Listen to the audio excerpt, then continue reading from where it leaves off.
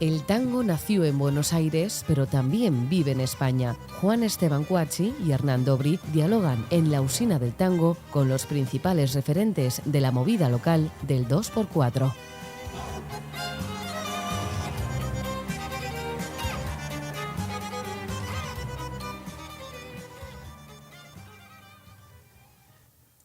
Hola, bienvenidos a un nuevo episodio de La Usina del Tango.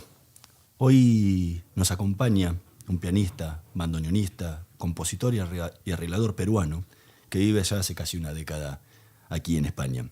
Ha lanzado 8 discos, 4 con composiciones propias, uno de los cuales, América, fue nominado al Grammy Latino en 2019 en la categoría de Mejor Álbum Clásico. Inició sus estudios de piano con su padre, Gerardo Constantini, y luego obtuvo su licenciatura en Finlandia, su maestría en Holanda y finalmente el diploma de concierto en París, todo lo cual le valió las más altas distinciones. Fue alumno y eventualmente asistente del maestro Aquiles de Levigne, discípulo de los legendarios pianistas Claudia Rau y Georgi Cifra. En Finlandia incursionó en el bandoneón a través de ese instrumento, también en el tango. Hoy nos visita aquí en La Usina del Tango Claudio Constantini. Muchísimas gracias por estar aquí con nosotros. Es un real placer tenerte con nosotros. Gracias a ti. Un placer para mí estar. Gracias por venir, Claudio. A ti.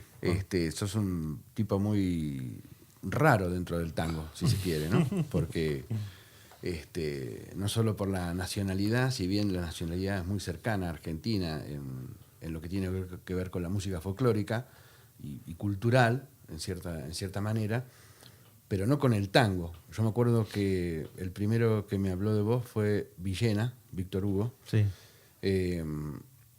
Que me dijo que estabas llegando a Madrid y que tocabas el piano y que tocabas el bandoneón.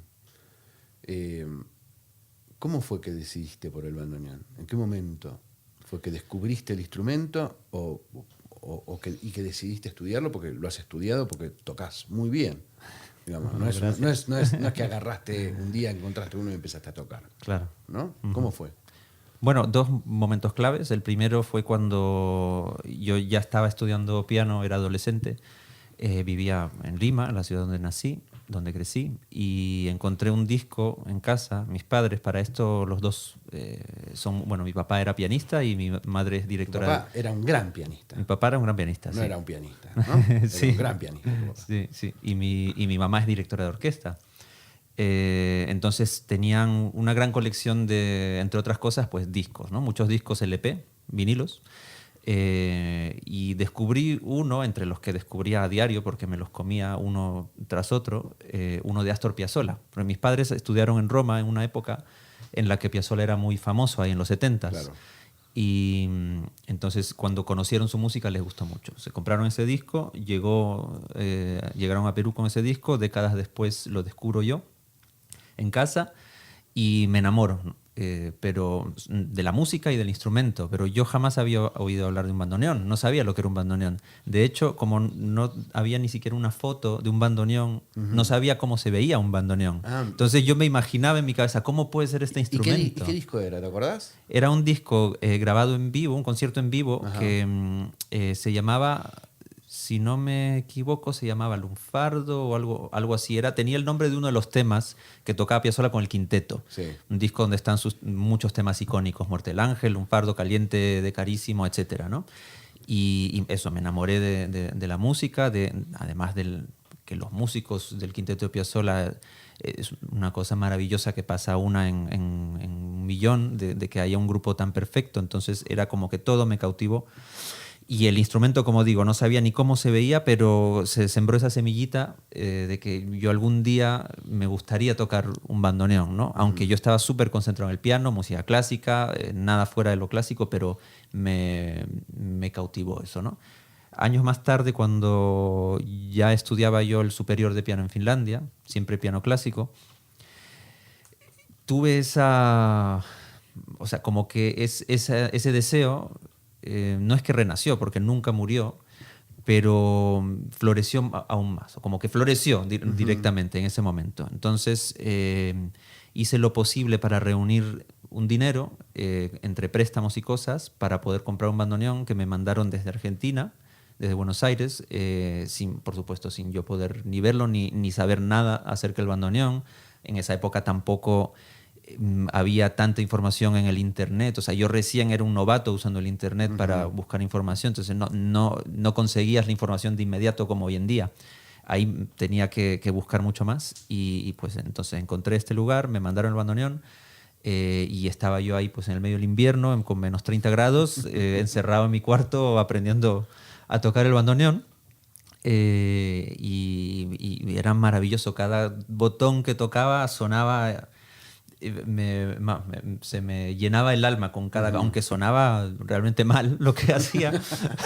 Pero ya sabías de la disposición y lógica que tiene el teclado. Eso sabía que la tenía, claro. Sabías que existía, digamos. Claro, sabías que el bandoneón tenía ese problema. Claro, sí. O sea, yo había visto había leído todo lo que podía sobre el bandoneón, sobre el tango, que era muy poco considerando lo que ahora pues he podido acceder, pero sabía que el bandoneón era un instrumento endiablado. Piazzolla se encargaba bastante de decirlo en sus entrevistas, y sabía que tenía dificultad. Me pasé 6 meses encerrado prácticamente sin tocar el piano, solamente tocando bandoneón, horas, y después de 6 meses di mi primer concierto con un grupo que armé, un cuarteto, y toqué piezas de Piazzolla. Entonces yo tocaba solo con una mano, muy simplificado, pero me di ese reto, ¿no? Me tomé el reto de realmente de hacerlo. Y ese fue el impulso que hizo que lo tomara en serio, porque yo siempre pensé que va a ser un hobby, va a ser un instrumento que lo voy a dejar un poco al lado mientras que hago mi carrera de pianista. Pero a partir de ese momento vi que era posible, vi que podía dar un concierto, que a la gente le gustó el concierto y que iba a poder desarrollarme como bandoneonista. No sabía hasta qué nivel ni hasta qué punto, pero le iba a dar todo. Entonces le di todo tanto al bandoneón como al piano. ¿Y qué te... Recién te dabas alguna puntita, digo, ¿qué sentiste en ese momento cuando lo pudiste dominar y estabas tocando el bandoneón con esa sonoridad que tiene el bandoneón en el cuerpo, ¿no? No podría decir que sentí nada en especial, porque es tal y como con el piano, es una satisfacción cuando llegas a cierto objetivo que te has planteado, ¿no? Como por ejemplo aprender una pieza o tocar un pasaje pues mejor o bien o limpiamente, entonces a partir de eso ya surge el siguiente objetivo. Entonces es como siempre una cuestión muy direccional hacia adelante de querer tocar aún mejor o más música o otra música o lo que fuera, ¿no? En el momento siempre disfrutarlo en lo posible. Pero una vez que se acaba ya es mirar hacia el futuro. Entonces no es una cuestión de que llegué y ese momento fue como, lo he conseguido y ahora soy feliz. Nunca me ha pasado eso en realidad con nada. Siempre he terminado algo y ya de inmediato estoy enfocado en lo siguiente. Ahora, pero en el tango sos un pianista de formación académica que desde muy chico empezaste a tocar. Y que si bien uno siempre siente que no lo termina de dominar del todo y que algo más tiene que aprender, tenés un inmenso dominio del piano. ¿Cómo te sentís con el bandoneón? Hoy por hoy siento que o sea, lo domino bastante, o sea, en el sentido que puedo dominar también el piano, ¿no? Pero si dejo de tocar, ya no puedo tocar. O sea, uno tiene que estar siempre... según también la exigencia que uno tenga sobre uno mismo, ¿no? La música que yo suelo tocar es bastante compleja en ambos instrumentos, no solo en el piano, sino también en el bandoneón. Entonces, por más que yo sé que he llegado a un nivel de proficiencia, por decirlo, técnica, ¿no? Y musical, tengo que mantenerme siempre en activo. Si no, es un declive porque rápido. Aparte, Claudio es un músico que a mí personalmente me gusta mucho, porque es de los que cuando suben la cima y llegan a la punta, ven otra montaña para subir atrás, ¿no? Que tiene que ver con una personalidad, no es algo que se vaya a acabar, ¿viste? Y bueno, hay gente que por ahí llega y siente el techo y ya está. Claudio, en el momento que siente el techo, va hacia otro lugar donde el techo está más alto y trata de subirlo y de superarse y de superar, digamos, los obstáculos que él mismo se va inventando, ¿no? Es algo que tiene que ver. Pero te quiero hacer una pregunta, dos, en verdad. ¿Qué referentes tenías del tango cuando empezaste a tocar el bandoneón?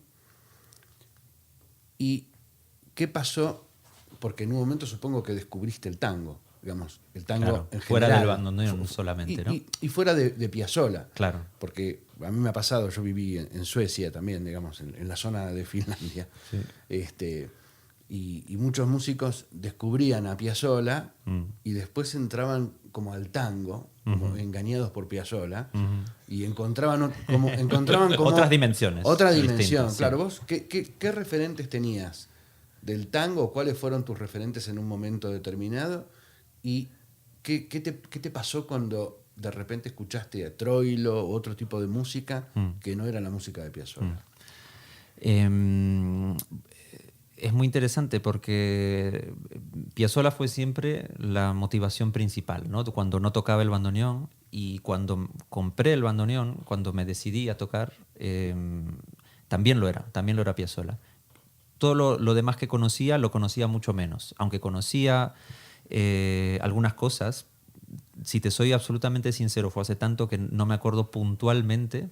Es un poco nebuloso en esa época, pero fue una época muy intensa de los últimos 2 años que viví en Finlandia, cuando aprendí el bandoneón, en la que estaba tan puesto en el bandoneón que busqué todo lo que fuese posible para mí encontrar, ¿no?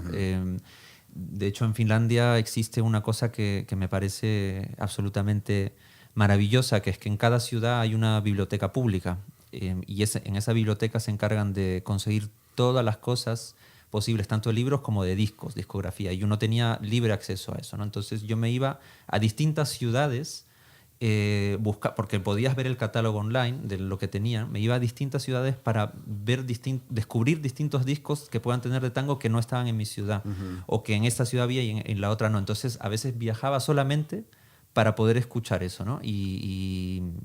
Y pues aprender de lo que sea, ¿no? Porque, como digo, no sé si en esa época ni siquiera existía Spotify, yo creo que no. E incluso YouTube creo que ni siquiera existía. Entonces, esa era mi manera de investigar. Y ahí fue cuando descubrí los grandes protagonistas del tango, de los cuales me enamoré de inmediato. Una afinidad tremenda con Troilo, con su orquesta, con Pugliese y, bueno, y distintas otras personalidades, ¿no? Entonces, cuando me enamoré del bandoneón después de Piazzolla, sobre todo surge por el ensamble de orquesta típica, la sonoridad de lo que es la orquesta típica. Entonces ahí mi sueño pasó a ser tocar en una orquesta típica. Y eso fue lo que pasó, de hecho, cuando me mudé luego a Holanda, ¿no? Que ahí existe en Holanda, yo fui a estudiar una maestría en piano, pero existe también en Rotterdam, la ciudad donde vivía, la Facultad de Tango Argentino. Sí. Y existía en esa época, era muy potente. De hecho, en la facultad habían 3 orquestas típicas distintas, porque había tanta gente que quería estudiar, que habían tantos bandoneonistas y violinistas y pianistas que tuvieron que formar 3 distintas orquestas escuela. Y yo pude participar en una de ellas y pues ahí aprendí muchísimo, porque estaba además Víctor Villena, claro, era el que lideraba. Y venían algunos otros profesores invitados a veces, como Ramiro Gallo, etc. Y aprendíamos de ellos, tocábamos transcripciones, todo de orquestas típicas, ¿no? De Di Sarli, de Pugliese, de Troilo, todas estas cosas que a mí me encantaban. Y aprendí mucha música a través de eso. Luego formé mi propia orquesta típica, para la cual transcribía y arreglaba. Y mi acercamiento fue sobre todo en ese tipo, ¿no? En el tipo más orquestal, además de tener algunos otros referentes muy importantes para mí, como Leopoldo Federico, como Juan José Mosalini, ya directamente ligados al bandoneón, a lo que es la sonoridad del bandoneón en el tango. Claro, sí. Aparte la parte técnica, ¿no? Porque y la parte técnica, por supuesto. Tienen una parte técnica distinta a la de Astor. Sí, totalmente, ¿no? sí. Lo tocan de otra manera. Es que lo de Astor es muy especial, ¿no? Porque es tango, pero es música mucho más desde un punto de vista universal que el tango tradicional, diría yo, si lo miras desde fuera del tango, ¿no? Yo soy un músico que vengo fuera del tango, entonces eso es tanto para algunas cosas una desventaja como también una ventaja, porque tengo una visión quizás un poco más global comparativa con otras cosas, ¿no? Y mis puntos de referencia son quizás más generales para todas las músicas que escucho. Entonces yo oigo en la música de Piazzolla algo que conecta de una manera más directa sin tener la necesidad de tener conocimientos específicos sobre el género, cosa que no necesariamente pasa con una orquesta típica.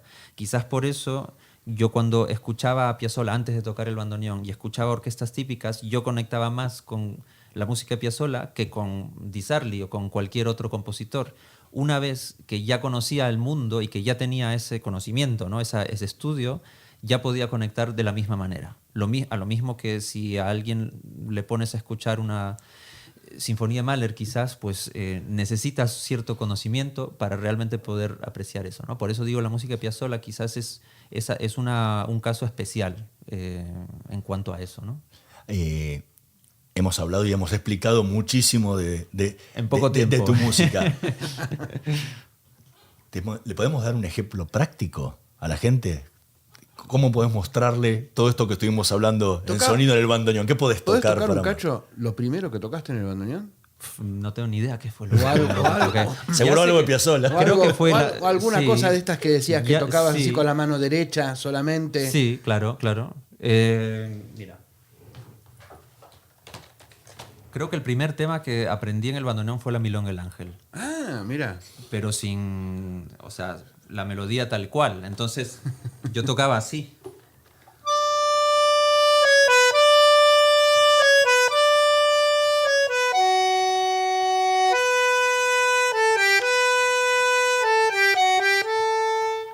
Mis primeras incursiones, y con mucho peor proyección de sonido, pues sonaban más o menos así, ¿no? Mientras que pues hoy en día ya lo puedo tocar con las dos manos para comenzar. Eso, ¿cómo sería hoy?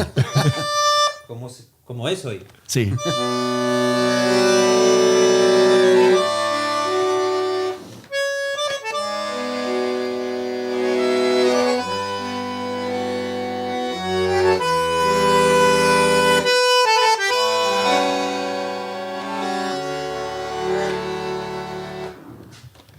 Por ejemplo, ¿no? Claro. Está fenómeno. Un pequeño cambio. Un pequeño cambio, sí. 15 años de diferencia. Bueno, o más, un poco más. O un poco más, ¿no? Y escuchame una cosa. ¿Qué tipo de evolución ves dentro del tango? Porque yo veo que vos tenés grupos... últimamente has tenido un grupo donde arriesgás muchísimo con la música, porque tenés mucha música nueva. Pero no solo música nueva porque está nueva escrita por vos, sino porque tiene como un nuevo lenguaje, ¿no? Tiene lenguajes que tal vez tengan que ver o con el jazz o con la música clásica, pero tratando de pasar por una cadena muy personal tuya, ¿no? Por una idea muy personal tuya. Sí. ¿Qué tipo de trabajo haces ahí? Trabajo en el sentido, en el sentido de compositivo, escribir. en el sentido de escribir, en el sentido de tocarlo, de pensarlo. Es difícil responder esa pregunta porque muchos procesos pasan de manera subconsciente, ¿no? Yo tengo ciertos objetivos a nivel personal y musical y intento que esas sean como mis brújulas para todo lo que hago en la música y en la vida. Es un paralelo absoluto. Cómo vivo mi vida y cómo hago la música. Yo me baso en ciertos principios personales, éticos, morales, como les quieras llamar, y arranco a partir de eso para cualquier creación que haga, ¿no? Yo creo en muchas cosas, entonces las expreso de distintas maneras con la música. Con el proyecto que quizás te refieres es Incandescence, que es mi último proyecto, que mezcla muchas cosas, es algo complejo, es muy conceptual, entonces hay una enseñanza personal mía propia que surge como lo que ya es un cliché para todos los músicos, de la pandemia, del encierro, ¿no? De estar en soledad y de pensar y repensar las cosas. que es la superación de uno mismo, ¿no? El desarrollo del potencial absoluto. ¿Y cuál es el potencial absoluto de un ser humano? No lo podemos saber porque nos morimos antes de saberlo, por más que lo persigamos para siempre, ¿no? Hasta el último de los días. Pues si hubiésemos vivido un día más, quizás lo hubiésemos alcanzado quizás un poco más cercano, ¿no? Pero lo interesante y lo divertido para mí del juego, ¿no? Del game, como lo dirían en Estados Unidos, playing the game, es no la perfección, sino intentar alcanzar la perfección. Yo sé que no, yo tengo como principio, no me será posible alcanzar la perfección, pero me voy a divertir un montón intentando alcanzarla. Entonces, eso requiere muchas cosas. Por una parte está mi lado más complejo, más quizás intelectual, que es el proyecto que tú mencionas, que es una superación de muchas barreras personales, pero también hay una mezcla ahí de cosas que son mucho más directas, más sencillas, más a lo simple, que es el contacto con lo puramente esencial del espíritu humano, del alma, que es con lo que realmente todos podemos conectar de una u otra manera en cualquier disciplina artística o incluso la comunicación verbal que tengamos uno con el otro. Siempre lo más conciso y sencillo suele ser lo que funciona mejor en ese sentido, ¿no? Entonces hay un choque ahí de conceptos, ¿no? Porque mientras más complejo hagas todo, como lo que te decía, pues del conocimiento que tienes que tener para apreciar ciertos estilos o cierta música, a menos gente vas a llegar. Y a mí me interesa llegar a mucho más gente de lo que ya llego y de lo que siempre querré llegar más. No porque quiera ser famoso o porque quiera tener números o porque quiera tener mucho dinero. Que todas esas cosas vienen muy bien. Que también viene bien, ¿no? Vienen muy bien, vienen fenómeno. Sobre todo lo del dinero. Exactamente.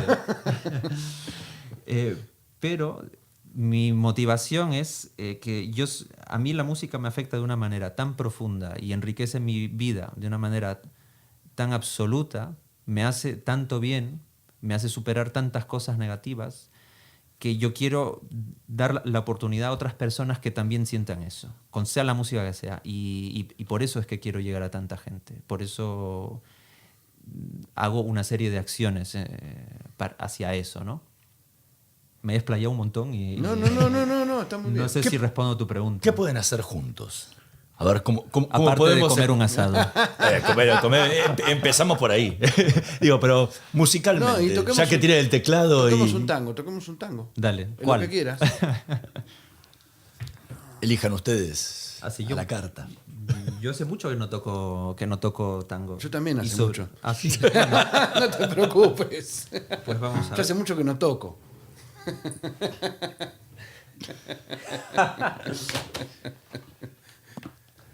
Ni me acuerdo. No lo sé sé. que tiene blancas y negras. Y sí, y yo mi bandoneón no lo sé porque no veo los botones. Pero mira, una cosa que se puede hacer con Claudio es esto, mira.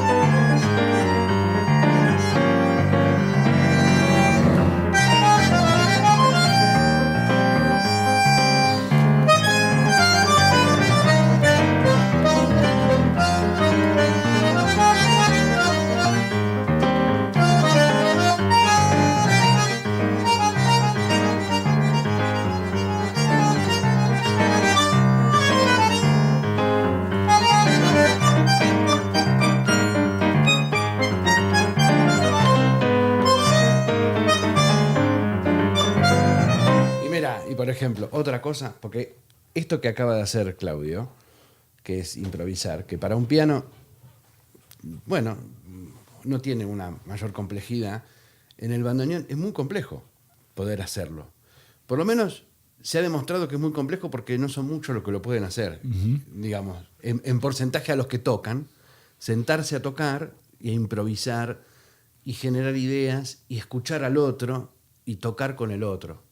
Eso no es tan, ¿Y eso, tiene no que es ver, tan común. ¿Y eso tiene que ver con la complejidad del instrumento o con que la mayoría de los que lo ejecutan lo hacen muy académicamente y están fuera de la incursión en la improvisación? Yo creo que hay muchos elementos ahí. Por una parte, el instrumento es complejo, pero hay muchos instrumentos complejos en los cuales se pueden improvisar. Y yo creo que es sobre todo el enfoque que le da el intérprete, ¿no? Y la cultura del bandoneón sobre todo se ha desarrollado en base al tango argentino, que es el instrumento, o sea, que es el género, perdón, que prácticamente ha salvado el instrumento, ¿no? de la extinción. De la extinción, literalmente. Entonces es natural que los referentes que tienen todos los que quieren estudiar el bandoneón son por lo menos un 99% tango, ¿no? Y dentro de ese lenguaje del tango, la improvisación no es un elemento esencial, aunque sí un poco libertad de expresión y cosas así, pero lo de desarrollar temáticas e ideas nuevas, como se hace, por ejemplo, en el jazz, bueno, mayormente en el jazz, no es una cuestión tan propia de ese lenguaje, de ese género, ¿no? Y no es en lo que se enfocan, sobre todo los bandoneonistas, los que suelen haber, aunque hay notables excepciones, como Michael Sisman, que es un tremendo improvisador que ha tocado hasta con Chick Corea. Y entonces demostrando que si hubiese sido el jazz el que salvaba el bandoneón y no el tango, pues quizás la manera de tocar el bandoneón sería más de ese estilo. Sí, ¿no? más improvisada, ¿no? Eso, sí. Sería. Pero mira, vamos a tocar otra cosa. Vale. Esto es otra cosa que puede tocar Claudio y poca gente. A ver si es verdad. No, sí, mira.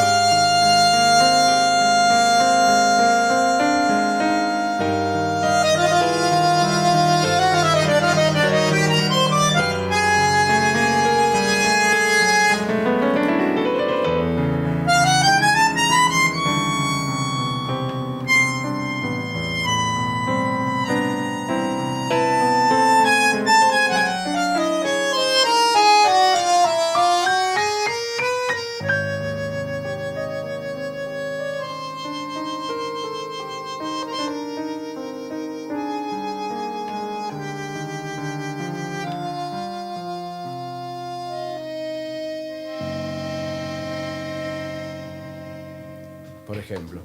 Eso es como una improvisación. O sea, música rara. O sea, música rara. Ahora, recién hablabas de la composición. Sos un peruano que aprendió a tocar el bandoneón entre Finlandia y Holanda, que descubriste, que entraste por Piazzolla al piano y luego fuiste al tango y luego fuiste descubriendo el tango más tradicional. Y aparte de todo eso, sos compositor y has compuesto tangos. ¿Cómo podrías definir ese tipo de composición, ese tipo de tango que componés, siendo que venís de una externo al tango y que encima, lo contó en algún momento, ni siquiera conoce Buenos Aires? ¿Cómo es eso? Bueno, muy personal, ¿no? Para comenzar.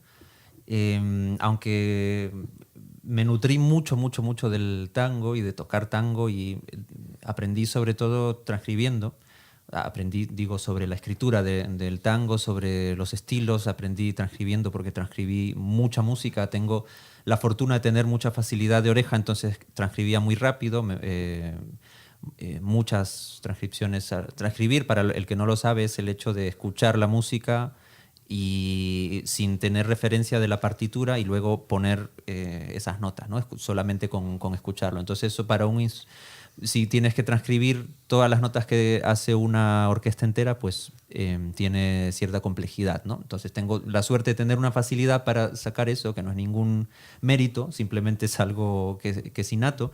Entonces aprendí de esa manera mucho sobre escritura y mientras lo hacía componía también en esos estilos, ¿no? Que es una técnica que he usado para también en mis composiciones que son puramente académicas, ¿no? Clásicas, por decirlo así, emulando el estilo pues como si fuese Prokofiev o como si fuese Beethoven, como si fuese no sé quién, pues lo mismo en el tango, como si fuese Troilo, como si fuese cualquiera, ¿no? Y de esa manera aprendí un montón, como digo, sobre la escritura del tango, ¿no?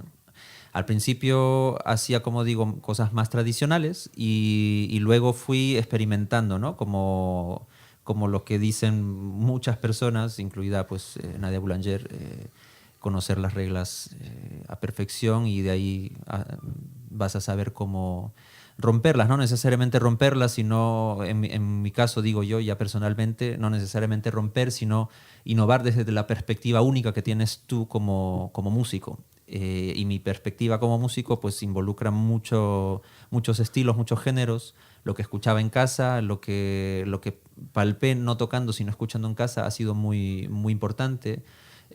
Música de géneros latinoamericanos, mucha música brasilera, mucha música peruana obviamente, y todo eso genera un idioma propio, ¿no? Que es la verdad en realidad de cualquiera, independientemente del género que te propongas, o sea, el género en el que te encasilles tú o te encasillen otros. Hace poco estrenaste un concierto para bandoneón y orquesta, sí, compuesto por vos. Sí. Cuando compusiste eso, sí, ¿no? Un concierto que es algo grande para escribir, digamos, ¿no? No sí, es una canción, ¿no? Sino sí, que tiene otro tipo de estructura y que tiene la orquesta, sí, y que tiene un solista como el bandoneón. ¿Cómo trabajaste eso? ¿Eso fue buscando una sonoridad que tenga que ver con el tango, buscando una sonoridad que tenga que ver con el bandoneón, o tratando de escribir nueva música? Bueno, ese fue un caso muy particular porque fue en 2021 y fue comisionado para el centenario del nacimiento de Piazzolla. Uh-huh. Entonces el concierto es un homenaje a Piazzolla. Entonces yo tenía dos objetivos. Uno es acercarme a Piazzolla, pero desde un aire, o sea, desde un punto de vista absolutamente personal, sin intentar emular a Piazzolla ni imitar. Y por otra parte, hacer un concierto que estuviese dentro de los parámetros, dentro de los cánones de los grandes conciertos clásicos, sobre todo del siglo XIX, uh-huh. Que fue cuando floreció sobre todo esta época de este género del concierto, ¿no? A partir de figuras sobre todo como Mozart, Beethoven, pasando por Chopin, pasando por Schumann, Tchaikovsky, etcétera, ¿no? Rachmaninoff, etcétera. Entonces yo quería estructurar mi concierto de esa manera. Me basé sobre todo en estructuras clásicas, pero metiendo pues la impronta melódica y armónica, sobre todo de la música que yo ya he compuesto y que yo ya hacía, y que es como mi segunda naturaleza, ¿no? Uh-huh. O sea, yo escucho la música en mi cabeza en primera instancia y de ahí le escupo en la partitura, por decirlo así, ¿no?